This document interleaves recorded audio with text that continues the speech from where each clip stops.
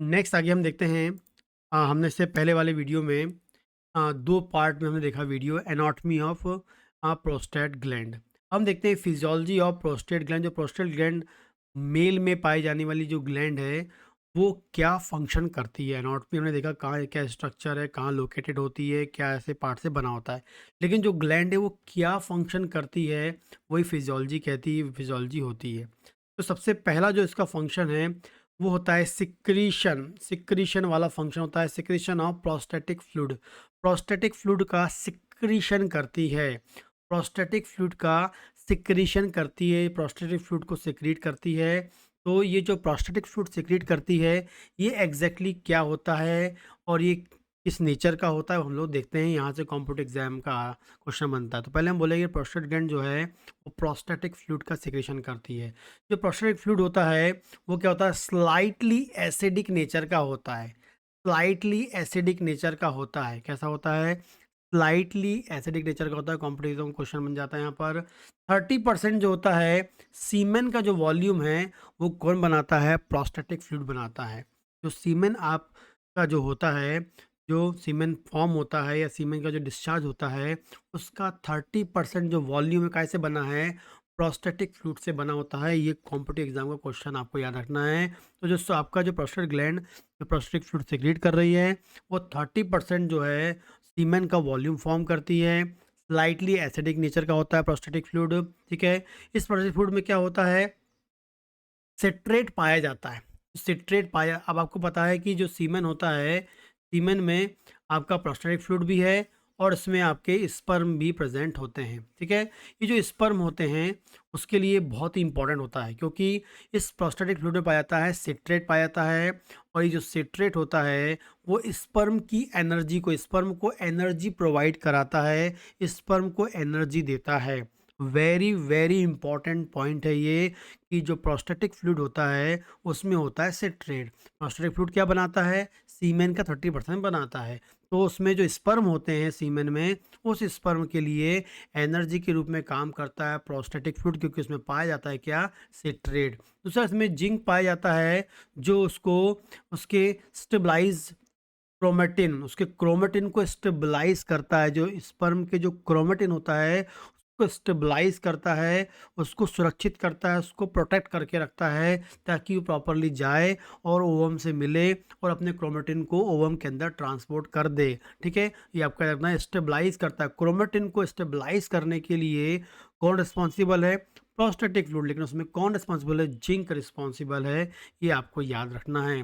आगे बात करेंगे, प्रोस्टेटिक एसिड फॉस्फेटेज एंजाइम पाया जाता है। इसमें प्रोस्टेटिक एसिड फॉस्फेटेज नाम का एंजाइम पाया जाता है। इसमें इसके अलावा PSA protease antigen, prostate antigen, prostate specific antigen. PSA का नाम का फुल फॉर्म क्या है, एग्जाम में आ जाता है कई बार। पीएसए का full form prostate specific antigen होता है, जो एक प्रोटीन है जो प्रोस्टेट ग्लैंड के द्वारा प्रोड्यूस होता है और जो लिक्विफाइंग सीमेन, सीमेन को लिक्विफाइंग करने के लिए, सीमेन को लिक्विफाई करने के लिए, सीमेन को लिक्विड फॉर्म में रखने के लिए रिस्पॉन्सिबल होता है। लिक्विफाइंग सीमेन, सीमेन को लिक्विफाई करने के लिए, लिक्विड फॉर्म में रखने के लिए रिस्पॉन्सिबल होता है। पीएसए आपका है प्रोस्टेट स्पेसिफिक एंटीजन, जो प्रोटीन नेचर का होता है। एक प्रोटीन होता है जो प्रोस्टेट ग्लैंड से प्रोड्यूस होता है और इसका काम क्या होता है, लिक्विफाइंग सीमेन। ये आपको याद रखना है। ठीक है, इसके अलावा इसमें प्रोटियोलाइटिक एंजाइम्स होते हैं जो इम्प्रूव करती है स्पर्म की मोटिलिटी को। ठीक है, स्पर्म की मोटिलिटी के लिए कौन रिस्पॉन्सिबल है, ये इसमें पाया जाने वाला प्रोटियोलाइटिक एंजाइम जो होता है वो स्पर्म की मोटिलिटी के लिए रिस्पॉन्सिबल होता है। बहुत ही इंपॉर्टेंट क्वेश्चन यहाँ से बन जाता है। ठीक है, आगे बात करेंगे। ठीक है, तो पहला हमने क्या देखा, प्रोस्टेटिक फ्लूइड की बात करी। प्रोस्टेटिक फ्लूइड अपने आप में एक शॉर्ट नोट्स बन जाता है आपके थ्योरी पेपर में। तो 30% सीमेन फॉर्म करता है, स्लाइटली एसिडिक होता है, सिट्रेट इसमें पाया जाता है जो स्पर्म को एनर्जी देता है, स्पर्म को एनर्जी देता है। जिंक जो होता है वो स्पर्म के अंदर क्रोमेटिन को स्टेबलाइज करता है।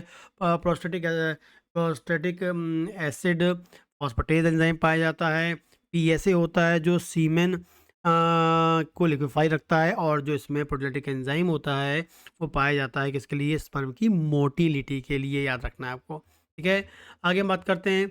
सेकेंड जो होता है, जो प्रोस्टेट जो है वो स्पर्म की एक्टिविटी एंड स्पर्म की मोटिलिटी है। मैंने आपको बताया आपको प्रोस्टेटिक सिक्रीशन जो होता है वो क्या करता है, स्पर्म की मोटिलिटी को बढ़ाता है, वाइबिलिटी को बढ़ाता है, एक्टिविटी को बढ़ाता है। ठीक है, आपको बताया मैंने मोटिलिटी के लिए क्या होता है, प्रोटीलिटिक एंजाइम इसमें होता है, तो स्पर्म की एक्टिवेशन को, मतलब स्पर्म को एक्टिवेट करता है, या स्पर्म एक्टिवेशन के लिए होता है, स्पर्म मोटिलिटी के लिए होता है और वाइबिलिटी के लिए होता है, आपको याद रखना है।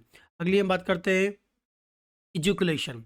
ड्यूरिंग इजुकुलेशन स्मूथ मसल्स कॉन्ट्रैक्ट होती हैं। आपको बताया था मैंने कि ये एजुकुलेशन जो है इसमें जो सिंपैथेटिक जो पाथवे होता है वो क्या करता है, एजुकुलेट मतलब कॉन्ट्रैक्शन करता है, और क्या करता है, स्मूथ मसल्स में कॉन्ट्रैक्शन कराता है और एजुकुलेशन के लिए रिस्पॉन्सिबल होता है। तो जो एजुकुलेशन होता है, जो सीमेन बाहर निकलता है इजुकुलेटरी डक्ट के द्वारा, एजुकुलेटरी डक्ट के द्वारा इजुकुलेशन होता है, सीमेन बाहर आता है।